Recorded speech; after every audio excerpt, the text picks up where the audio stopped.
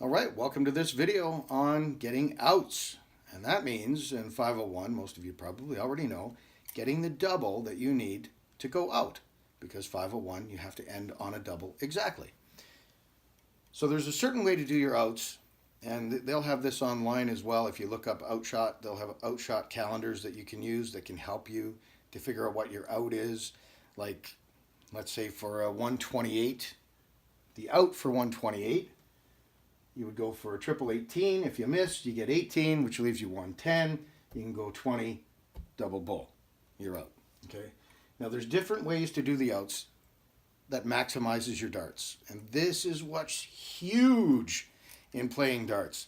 I've seen so many dart players that practice at home and they're good at games like cricket where you're not doing math and having to hit a double to go out. They'll be good at it, but they don't know how to figure out the math in their head for this, and they don't know how to maximize their darts, and they lose games because of it. There's a certain way you do every out, and you have to learn them. It's really important. Learning your outs is as important as practicing. And when you practice, you're also practicing your outs. So you're practicing your throw, and you're practicing how to do the math, how to score your math, and go out. And when you're at home doing it, make sure when you're playing 501 that you're marking your score on a board so that you get good at marking it. Because if you play on a league, you will have to mark. And sometimes they do what they call chalk and walk, which means you'll shoot, then you'll go mark your score, you go back, your opponent shoots, they mark their score, they go back. Or if you're playing in a league, often the home team is required to mark. So if you're the home team, you'll have to mark for all the games that you play, or all the games that you're not playing, I should say. Or if you are playing them, you'll have to chalk theirs and yours. Anyways, practice that. You need it. When it comes to getting your outs, there are different ways to do your outs. There's ways that are suggested to maximize your darts, as I was saying. So let's take a number like, let's take 127. Say you got 127 to go out. Most people walk up to the board and say, oh, it's an odd number. I need to go for a triple 19, which would be 57. Wrong. If you hit the triple 19, great. But if you miss and hit a 19, what have you got left from 127? You got 108. Can't take 108 out with two darts. So you've just blown those two darts and given your opponent another chance at the board. If you've got 127 left, what you want to do is go for a triple 20 right off the bat. Because if you miss and hit a 20, you've got 107 left. 107 is triple 19, double bull. That's maximizing your darts. That's giving you a chance to go out on those three darts. If you do it the other way, once you've missed your first shot, you've got no more chance. How about 126? 126 is one. An experienced player goes to the board. Better get 20s. No! Shoot for 19s. If you miss and get a 19, you've got 107. Now you can go triple 19, double bull. I've taken games out on these and won games when my opponent was shooting for 32. If I hadn't won the game, he probably would have got up and won the game. So that's why maximizing your darts is important. Let's take a number like 66. This is a good one. 66. If you got 66 left and you've got three darts in your hand, the suggested way to do it is to shoot for a triple 10 and then go double 18. If you miss and hit a 10 on 66, you can still go, you've got 56 left, you can go 16, double top. Okay? Three darts, that's how you do it. Most guys will do it that way. Girls, too. Don't want to exclude anybody. But if you've only got two darts left, let's say you've shot a 20, and now you've got 66 left. You don't go for a triple 10. You go for a triple 16. Because, once again, if you miss and you hit a single 16, the last dart you can still go for a double bull and win the game. If you don't do it that way, you've got one dart that's useless. Let's take another one. This is a really good one, 46. Most people for a 46 will go 14, double 16.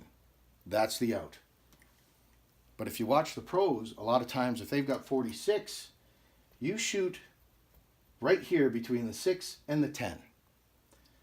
Because it doesn't matter which one of those you hit, you're going to have 2 darts at a double. If you hit a 6, you're going to have 40 left, and you have 2 darts at that double 20. If you hit a 10, you'll have 36 left, and you'll have 2 darts at that double 18.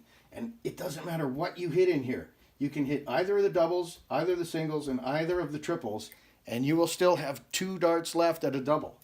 But if you go for the 14 and you hit a 9, well, now you got to straighten it out with one of your darts, and you only get 1 dart at a double. That's if you straighten it out properly. So that's a huge one. Another one for knowing your outs is start counting back. When you're shooting, you have to always be subtracting every dart you throw. I got 180, bang. Okay, now I got 160, bang. Now I've got 142, right? You've got to be able to count that as you go. And because you have to know what you're going to shoot the next dart for. Figuring out your outs, right? Big one. Let's say you got 228 left.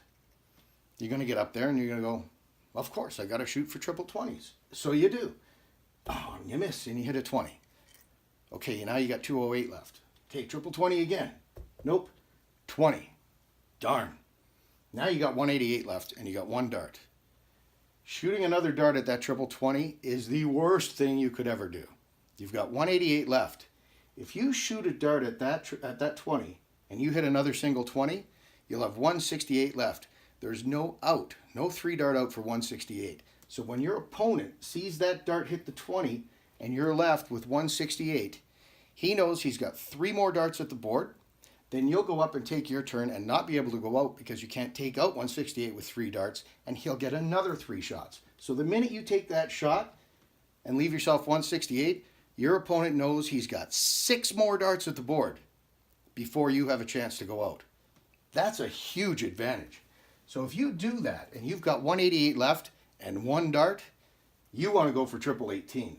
Great if you hit the triple 18. If you don't, you hit 18. You've got 170 left. That's the highest out you can get, but you've got a chance on your next turn. And you can say, oh, I'd never get that. But you never know. If you don't go for it, you definitely won't get it. And I'll tell you, moments of brilliance happen. So 170, triple 20, double bull. It happens. I've watched people do it. I almost did it myself, missed it by that much. Nonetheless, if you don't have a chance at it, you can't get it. It's like the lottery. If you don't buy a ticket, you can't win. So this is how you maximize your darts. There are things online. If you go to the Outshot calendars, you'll find them. Even some people have stuff listed where they explain some of that, of why to go for certain numbers. So go look at it, teach yourself it, try and memorize that stuff. That kind of thinking is the thinking that will win you more games when you're playing people. Thanks for watching.